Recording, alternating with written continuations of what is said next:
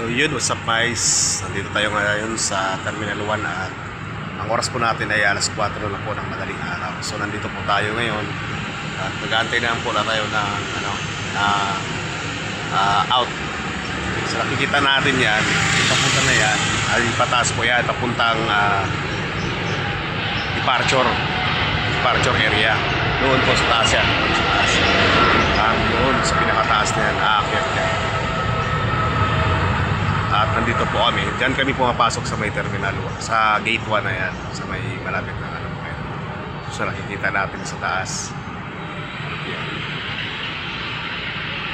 Madilim pa na umaga na tayo. Ayan. So bali mga idol, dito ay kumukuha na po tayo ng experience para kapag may na tayo, panahon na tayo abroad, pwede na po tayo mag-apply, no? So yun mga idol, at kailangan po nating experience kasi dito sa mga idol ay ang experience na kailangan dito is 1 year, 1 year or 2 years. So mag-apply po tayo bilang BM muna dito sa airport o BM. Pagkatapos ng BM, kailangan mo siya ng 6 months ang experience mo bago ka makapag-BM ay makapag-supervisor sa ramp sa airport. Ayan.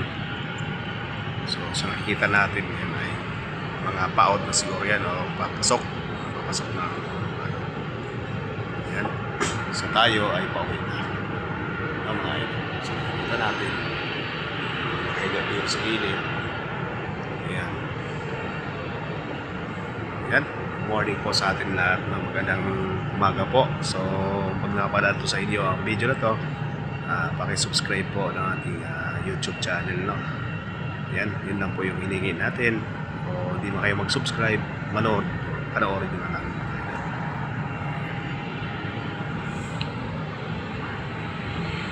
Paligid. At nasa ilalim po tayo ng mangga.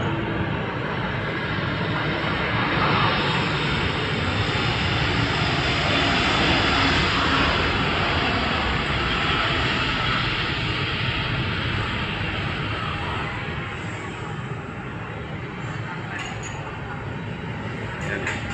So ganun lang ng mga idol. Magandang umaga po sa atin.